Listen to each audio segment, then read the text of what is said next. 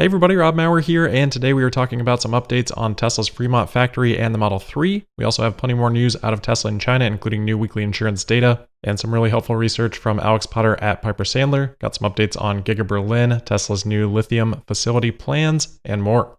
Quick look at the stock, not a bad day, all things considered, with Tesla finishing down nearly 1.5% today, closing at $179.82. But the Nasdaq was down 2% on the day, major names like Apple, Amazon down 2.5% to 3%. So nice to see a bit of an outperformance, especially given the weakness that we had to start the week. All right, we'll start off here with an update on Tesla's Fremont factory, particularly relating to the Model 3. This is being reported by TSLA. They noticed that this morning Tesla had filed a couple applications for some changes at Fremont. The project information for the first application discusses light repair and M3 body fit temp tents, and Tesla says that, quote, the tents will be installed until May 1st, 2023, end quote. Certainly not the first time that we have seen Tesla use tents like this. They're called sprung structures. Tesla's done this before with General Assembly lines. This sounds like that would be a part of General Assembly line 3 per TSLA's report. Perhaps this would free up more permanent areas of the factory right now for some other changes. Now the second application project information here indicates the intention to, quote, demolish brake and roll equipment and its supporting electrical and mechanical utilities, provide temporary floor cover over brake and roll equipment pits, provide support for General Assembly 3 TTS maintenance loop hoist and foot pedestals, provide support connection at existing column for gantry lift assist, end quote. I'm not sure exactly what TTS means in this context.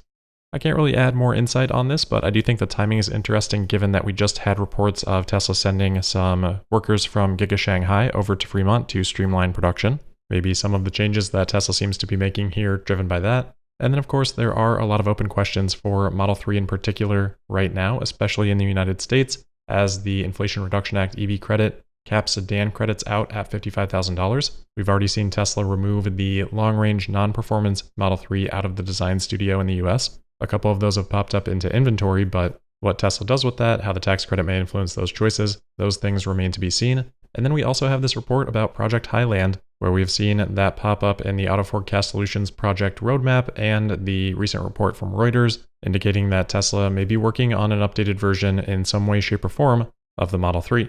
So maybe some of the changes that we're seeing here at Fremont could be related to an update on that front.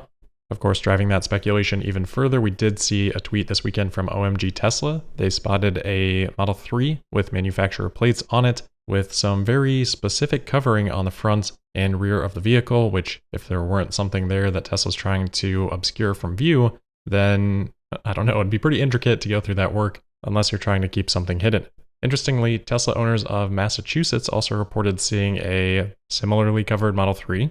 Different color, so definitely a different vehicle. No shot of the plates on this, I'm not sure if those are manufacturer plates. And they did say that this was taken in Palo Alto, California. So interesting to see this appear on a couple of vehicles around the same time. Maybe it is nothing, or maybe it's an update. Who knows? Point being, there's a lot going on with Model 3 right now, and these Fremont factory permits are interesting when coupled with that. These two applications alone, I don't know if that's enough for the extent that Tesla would need to update, but I'm sure TSLA will be keeping an eye out for any additional permits as well. All right, let's move on to Tesla in China. We've got quite a bit to cover here. We'll start off with weekly insurance numbers, which we did get overnight. This is for the week of November 28th through December 4th. Insured vehicles for Tesla coming in at 11,670.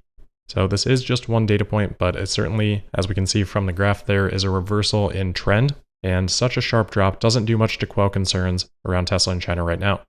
That said, let's bring in a couple of important pieces of context from our report yesterday on wholesale sales and exports. While we don't have the final number yet, we can say with pretty good confidence that Tesla's exports in November, probably somewhere around 41,000 vehicles, that's about 9,500 per week. We know Tesla's production is just over 20,000 per week, so if Tesla was maintaining that export rate for the end of November, early December here, where we get these insurance numbers, then between this 11,500 insured and 9,500 export rate, all of the production would be accounted for.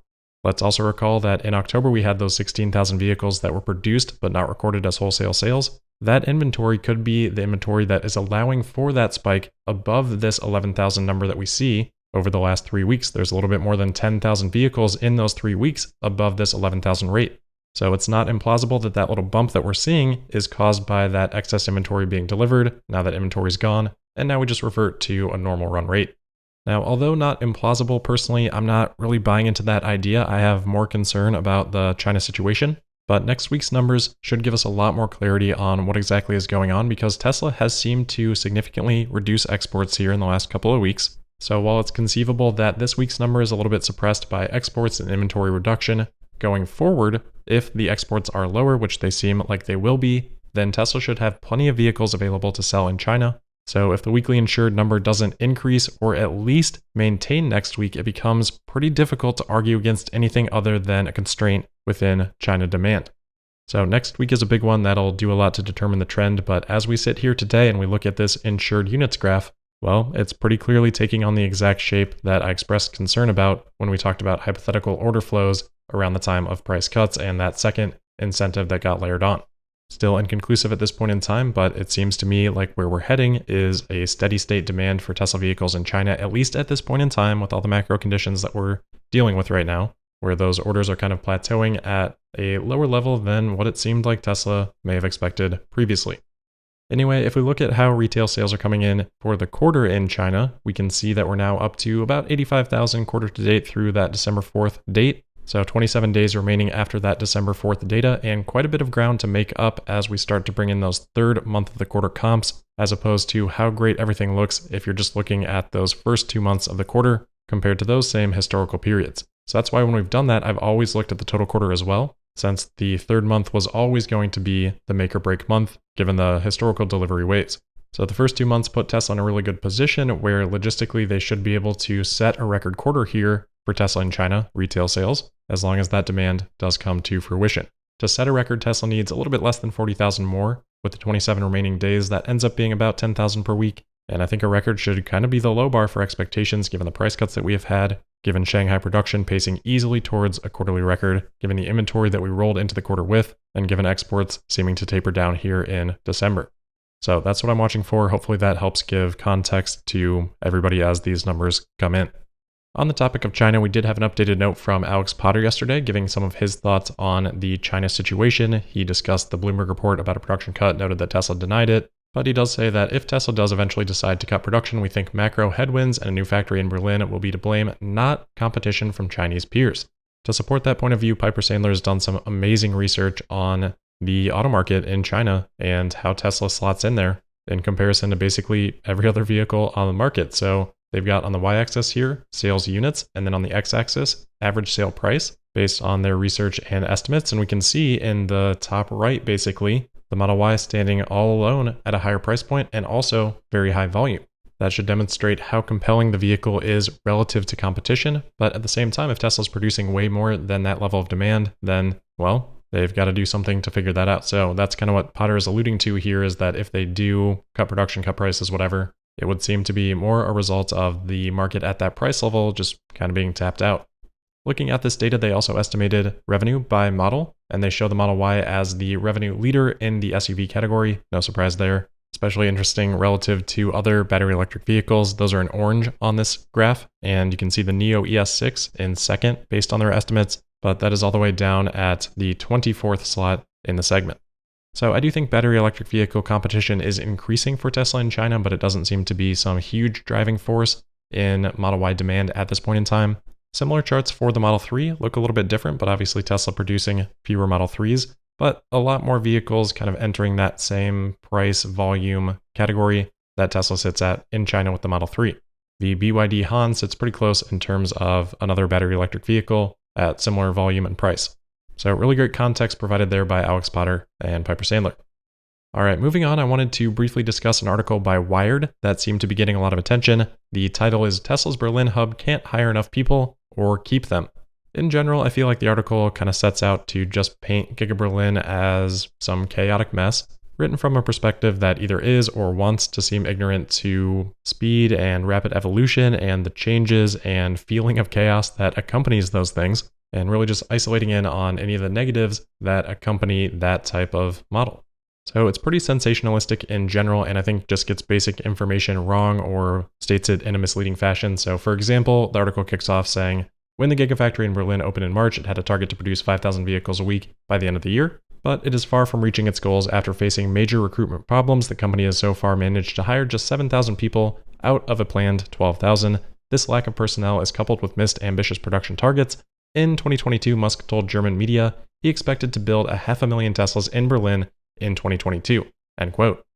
All right, so right away in this paragraph, there are already multiple things that are wrong. First off, they start by saying that when the factory opened in March, they had a target to produce 5,000 vehicles a week by the end of the year, 250,000 annually. Then they wrap up the paragraph saying that Musk said this year that they were going to produce 500,000 Teslas in Berlin in 2022. Those things don't fit with each other at all. Turns out the last part of that, the 500,000 in 2022, the article that they link to notes that Elon Musk in 2020, not 2022, said, quote, "It will probably take until the end of 2022 for us to reach this capacity," end quote, in terms of that 500,000 per year. So capacity, not even talking about run rate, and it's certainly not talking about total production for that year itself. So they got the year wrong, they got the actual information wrong, and they contradicted something that they had said 3 sentences earlier. Well, that's probably enough for me to stop reading, but that isn't even the only set of issues in this paragraph. They say that Tesla is far from reaching its goal of 5,000 units per week, which, well, citation needed. The last reports we had on that indicated that that was still Tesla's target. And although I wouldn't really expect them to get that just because Tesla does set such ambitious targets, I don't know that they're far from reaching it. And then they just seem to assume that that is because Tesla has a lower headcount than what they had initially planned. We've already talked about the third shift, which would seem to be almost the entirety of this additional headcount. And the last report on that was that that was not required to hit 5,000 per week. They seem to be assuming that Tesla is desperate to hire 5,000 more people and they just can't do it. But then later on in their own article, they say that Tesla has, quote, 386 vacancies advertised at the Berlin plant, end quote. Now, maybe some of those positions they'd hire multiple people into. Maybe that gets you up to 5,000 job openings, but that kind of seems like a stretch to me.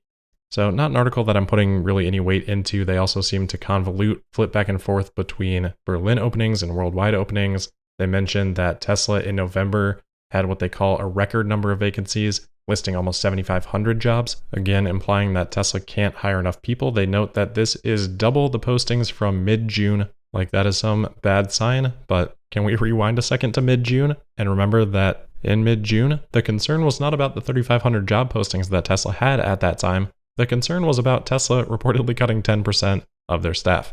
Probably an important piece of context to include if you're going to use that as a benchmark.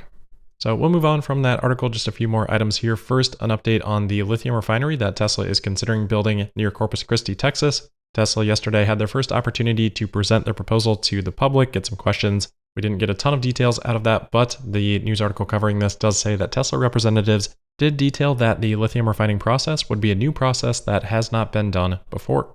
Tesla's head of business development, Rohan Patel, said that, quote, "We're taking risk in terms of the process. We're taking risks in terms of really trying to make more environmentally friendly these industrial processes," end quote. So not too surprising, but exciting to hear that Tesla is planning on trying some new things in lithium refining.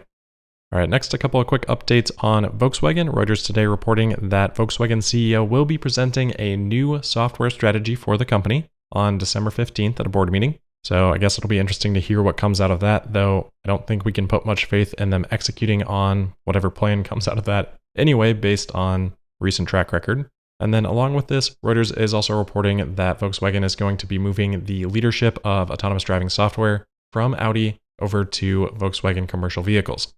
Lastly, then, we've got an update from Bloomberg on the supposed Apple Car development. They are saying that Apple has pushed back the debut from 2025 until 2026, and they say that they no longer plan to have a fully autonomous system available at launch, but they intend to sell a consumer model for under $100,000.